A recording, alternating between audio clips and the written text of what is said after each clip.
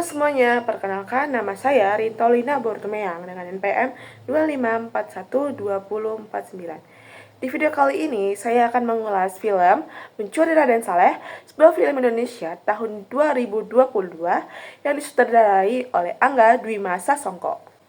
Film ini menarik perhatian karena mengangkat genre heist atau pencurian terencana, genre yang masih cukup jarang digarap serius dalam perfilman Indonesia.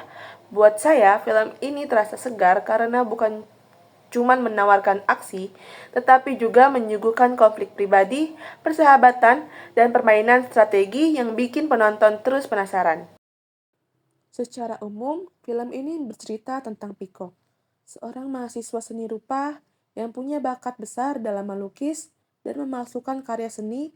Lalu, sahabatnya Ucup yang sangat ahli dalam meretas sistem keamanan. Mereka kemudian mendapatkan tawaran berbahaya untuk mencuri lukisan legendaris karya Raden Saleh dari Istana Negara dengan imbalan uang yang sangat besar. Dari premis itu saja, film ini sudah langsung terasa menegangkan karena yang dipertaruhkan bukan hanya uang, tetapi juga nyawa, kepercayaan, dan masa depan mereka. Di bagian awal film, menurut saya cukup kuat karena penonton tidak langsung dilempar ke aksi besar, melainkan diajak memahami dulu siapa Piko dan kenapa ia sampai terlibat dalam rencana nekat ini. Piko digambarkan sebagai sosok yang berbakat, tetapi hidupnya tidak benar-benar baik saja karena ia sangat membutuhkan uang untuk membantu ayahnya yang berada di penjara.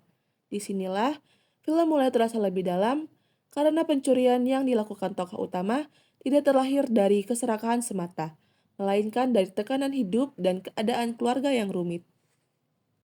Setelah konflik dasar dibangun, cerita mulai berkembang saat Piko dan Ucup sadar bahwa misi sebesar ini tidak mungkin dilakukan hanya oleh dua orang. Mereka lalu membentuk sebuah tim yang terdiri dari orang-orang muda dengan kemampuan berbeda, yaitu Sarah yang jago bela diri, Gofar yang ahli mesin, Tuk-Tuk yang piawai mengendarai mobil, dan Vela yang cerdas dalam membaca situasi serta bernegosiasi. Menurut saya, bagian ini sangat seru karena film ini mulai terasa seperti permainan strategi di mana setiap orang punya fungsi sendiri dan tidak ada anggota tim yang hadir tanpa alasan. Masuk ke bagian tengah, film ini mulai benar-benar hidup karena penonton diajak melihat bagaimana sebuah rencana pencurian besar disusun dengan detail. Ada proses pengamatan, pembagian tugas, penyusunan langkah, sampai usaha membaca celah keamanan yang semuanya membuat film terasa rapih dan cerdas. Sebagai penonton, saya merasa bagian ini adalah salah satu kekuatan besar film karena ketegangan dibangun bukan hanya lewat kejar-kejaran, tetapi juga lewat perencanaan yang membuat kita ikut berpikir. Ketika rencana mulai dijalankan, suasana film berubah menjadi jauh lebih tegang karena semua yang sebelumnya terlihat matang ternyata tidak sepenuhnya aman. Muncul pengkhianatan dan kejutan yang membuat misi pencurian ini tidak lagi sekedar soal mengambil lukisan, tetapi juga soal siapa yang memanfaatkan siapa. Di titik ini, film berhasil membuat penonton terus waspada, karena tokoh yang semula terlihat bisa dipercaya ternyata menyimpan kepentingan lain.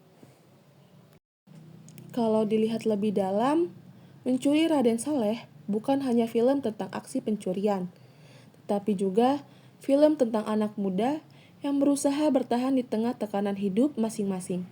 Tiap karakter tidak digambarkan sebagai penjahat murni, melainkan sebagai orang-orang yang masuk ke situasi berbahaya karena kebutuhan, luka pribadi, atau dorongan untuk memperbaiki hidup.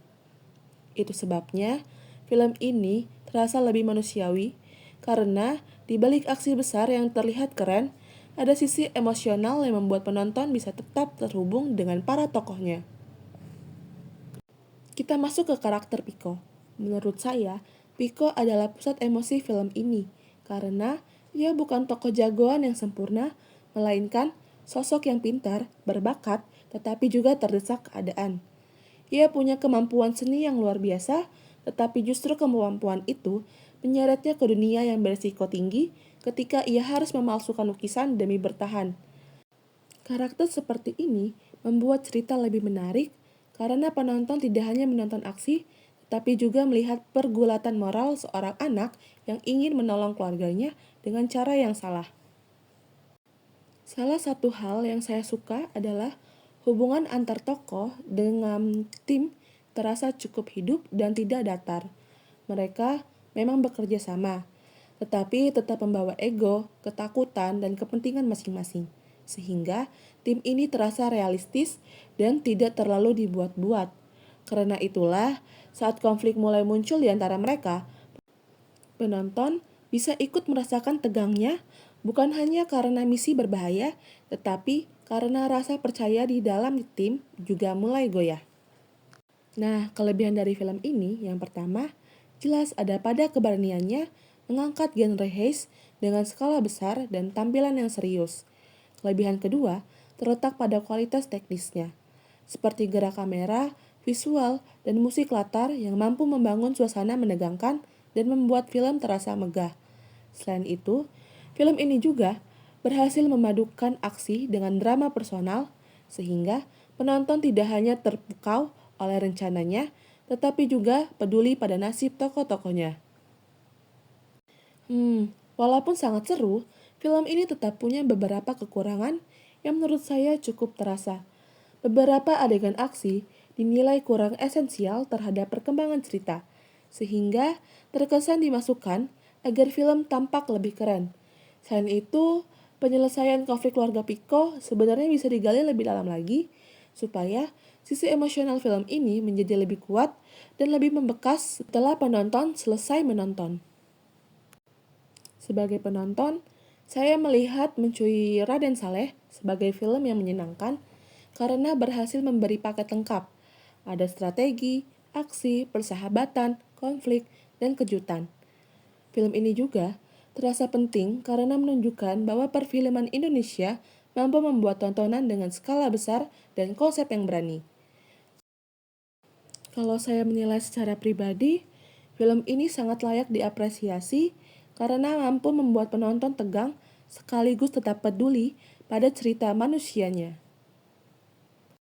Sekian ulasan film Mencuri Raden Saleh dari saya. Terima kasih.